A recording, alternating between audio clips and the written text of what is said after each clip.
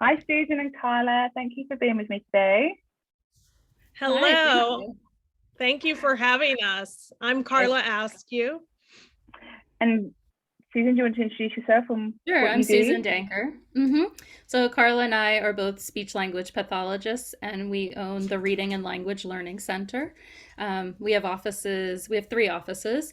We have an office on Capitol Hill in Washington, D.C., and then we have two offices in Virginia, Chantilly and Vienna.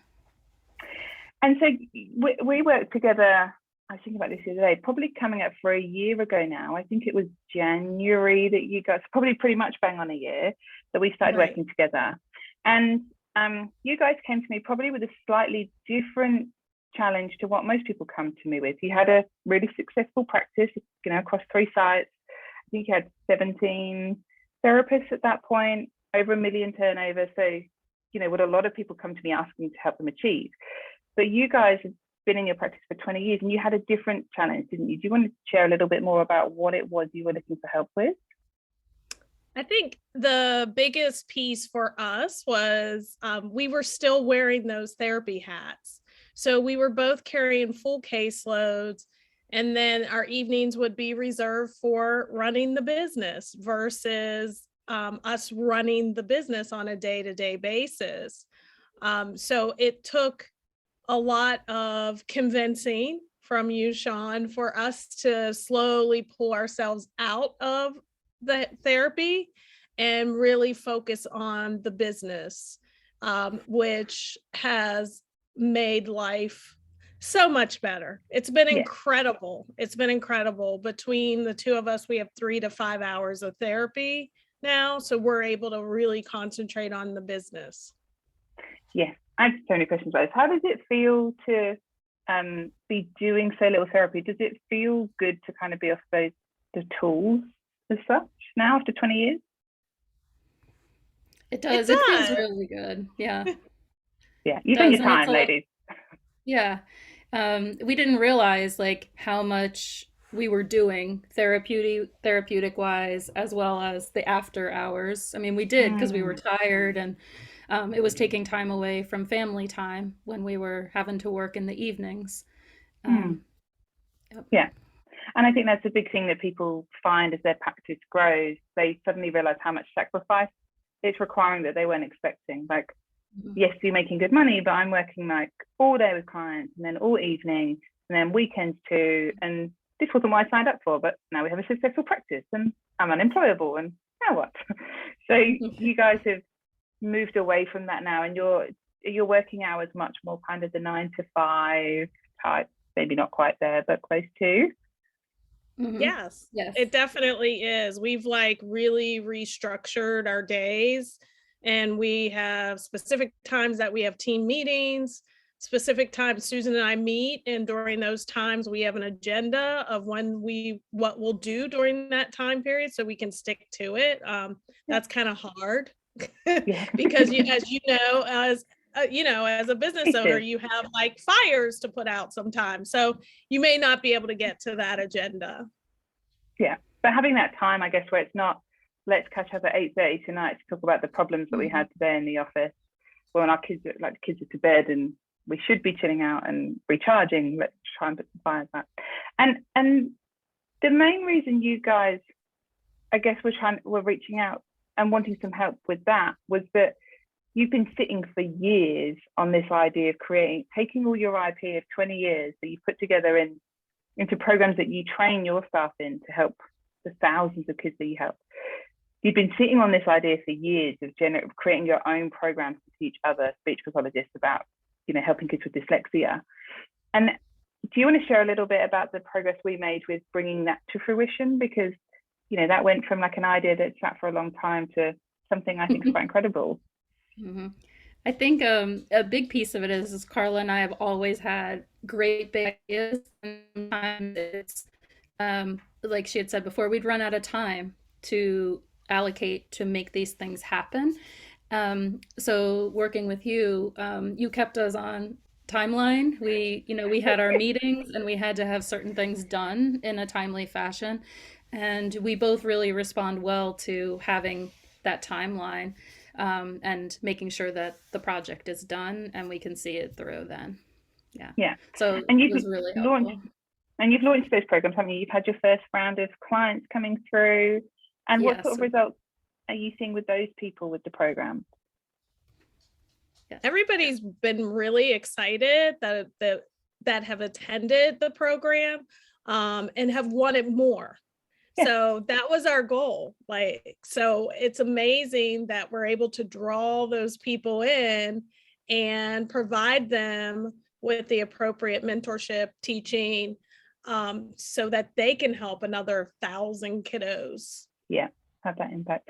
Was that something you felt confident to do before? Is that just something you got from our work together to build those programs? I think we were confident that we could do it, but we had too much.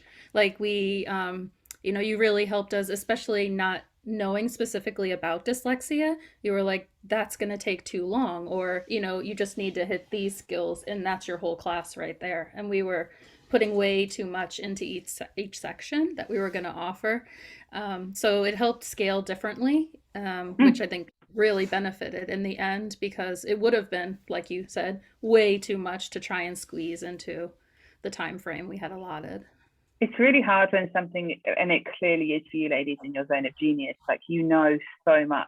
We want to impart all of that on people, but then they're just like, oh my God, I can't take all of that in. So but actually what we got from that was, instead of having one program, you now have a series of programs that people can have the first bite, then have the next one, then have the next one, and then move into mentorship. So developed a bit more of a buying journey for people, which is great. What impact has, you touched on it a bit earlier, but what impact has finally bringing this IP to fruition, so that now you can just build on this and share it more, and reducing your hours and some of the changes you've made in your practice, what impact has that had for you ladies, for your families, and personally too? So for me, the biggest is that we actually don't have dinner at 9:30, 10 o'clock at night. We're able to have an early dinner, which is huge. And the ability to be attentive to my family at night versus looking at email or, hey, Sue, give me like 10 minutes and we'll catch up and do what we need to do. Now I'm open, I'm free. I can help. I can attend every sporting event without, having to think about, oh God, I got to go home and do some more work before I go to bed. Yeah. So I think that's been the biggest impact. Wow, because your girls are kind of pre-teen, aren't they, Carla? So they're just they are everywhere and needing chauffeurs. Everywhere. Cut yourself in many pieces so somebody can get here and somebody can get there, and so it's funny because people are like, when they're little, that you have to be so present. I think it's the same when they're teenagers. It doesn't change any. No, but at least now you're not trying to chop yourself up into a business piece as well at the same time. Right, exactly. Just mum pieces. And Susan, what difference has it made for you? Yes, I don't have any children, but I do go and attend a lot of my nephew's sporting events, and they always seem to take place, of course, on the weekday evenings. Team softballers, aren't they? Seen them. They're little basketball, baseball, soccer players. So it's been really nice to be able to say, oh, I can be there. I'll make the game. And I think it's really nice for them to have that support. And then it also has allowed me where, previously I might have been driving around the Beltway to get home. I've been able to get my workouts in before the night gets too late. And I'm not completely exhausted or talk myself out of going to the gym because I'm feeling tired.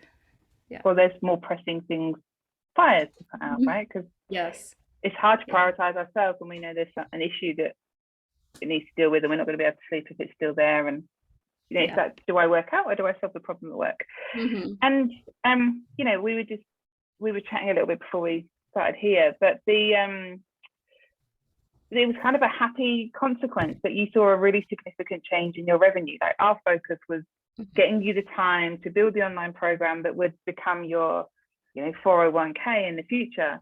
But actually we dialed in a few things within your practice, implemented a few things somewhat resistantly sometimes, that had huge impact with your team. And I remember you saying to me, oh my goodness, our accountant's calling and he's freaking out because we're making so much money. Like, we've never had this happen before. Do you want to share a little bit about the impact that it's had in that way? Yeah, I think our accountant called and she was like, everything's up 40%. And she's like, we need a meeting. And we are like, okay. I mean, yes, there's implications, obviously, tax-wise, Yeah. when the brackets change and all of that. But she was like, what's happening? Why, like, what is this sudden change? And a lot of it, I think, was, again, the mindset shift. And because we weren't so stressed, we were happier. And because we were happier, we were able to give that to our employees. And I think it snowballs. It became, you know, a gratitude thing and sharing that gratitude with them because they're part of this journey. And we were able to kind of promote people into leadership positions that took a lot of burden off of us, where before we were like, no, we have to do that. We can't, nobody else can do that as well as us, but they actually can. And they do. Yeah. So it's been a beautiful Yeah. thing. It's just the opportunity, giving them the opportunity to show you that they can. And in that, like, people just thrive when you trust them, right? And give them those opportunities. Right. And how have you seen, what you touched on it then, but what impact have you seen in the changes in your team culture from, you know, we did some work on your vision, we did some work on getting people work with their ideal clients, there was promotions that happened. What impact have you seen in your team culture from those changes? It's amazing, Sean. I mean, just those small changes and sharing and developing the values with our team, I feel like has brought us all closer together. Susan and I were talking about how, you know, this summer when people, you know, we all put in our calendars for when we would be away. Everybody jumped in to fill in spots of when they needed a client seen. You know, so everybody was willing to help out. And even now, when somebody's sick, you know, they're all willing to help. And we never have to say, hey, did anybody take a look at the calendar? Can you help so-and-so out? We never have to do that. Wow. It's gone often before. Would you have had to have done that, Paul? I think we would have, you said, well, do we have had to do that, but prior? I think we would have had to check in to see if everybody took a look at that calendar. Whereas now it's just like Susan and I'll pop in to see if we're needed. And it's like, it's full by the time we look. And that goes for meetings. Like if a therapist can't attend and they say, hey, is anybody available? Everybody just jumps in, pitches in. It's wonderful. Yeah. Because, and I think we spoke about this when we spoke about your vision. If people feel like they're part of something bigger, then they become more like team players, right? They're not just there to get their wage, they're there to create with you. It's really exciting that they've kind of come along with that vision. What would you say to somebody considering, you know, who's in your position? So they've got a successful practice on the surface. They're making $1 million plus. They've got an idea of something, whether that be, you know, another site interstate or, you know, they want to create an online course like you or a sideline business. What would you say to them if they were thinking about working with me on that? Do it. No reservations. Hurry, run. It made such an impact on both of us. I mean, what a difference within such a short period of time. Once we implemented the strategies, the fact that you were there for us as far as, okay, this is what you need to do and it needs to be done by X. And as soon as we implemented everything you told us to do, it was a turnaround within our business, our culture, the finances, our, you know, work-life balance. So I would say run. Yeah. And even when we're interviewing potential hires, we're using our core values that we established. And we're asking them questions to see, you know, does this align? Are they going to be a good fit? Because we want longevity. We don't want just somebody coming in for a short term, because we do dedicate a lot of time and trainings to them. And we want to make sure that they're not going to disrupt our team, because it honestly is an amazing group of therapists that we have. And it is because we're sharing those same core values, and Yeah. together we created what those core values were. Yeah, and I think that what you haven't probably seen yet is the impact that the work you did last year will have on the length of like average length of stay of your team. Like you won't necessarily have seen that yet, but I think you'll see your staff turnover drop significantly, because people don't find what you have created in many practices, because few practice owners know how to do the work that you've done. And so why would you move from somewhere like what you have created to somewhere else? Yeah. Anything else that you ladies would like to add about our work together, or anything else? I think you brought a lot of positivity to us, and I think just your giving nature, like you're in this because you want to help others succeed, and it you radiate that, and I think it comes on to who you're helping. Yeah.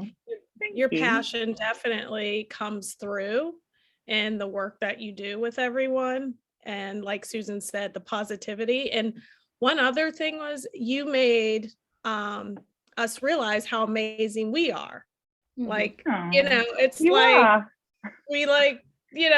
on that hamster wheel and we're building this business, and you're like, hey, sit back and realize how amazing you are. So yeah, thank you.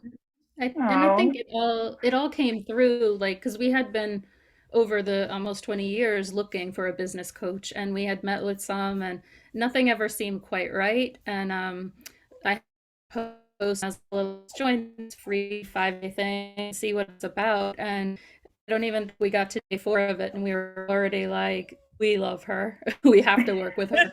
It was just it felt right, like, and that was the first time that we had that kind of feeling or connection to a coach that we had met. Right. Oh, that's so nice. Give me the nice feels this morning. Well, it was such a joy to work with you ladies, and it's so great to hear kind of another 6 months on from us finishing where you ladies are at right now, and it's just the start. So much more to come. Yes. Thank you for your time, ladies. Thank you. Thank you.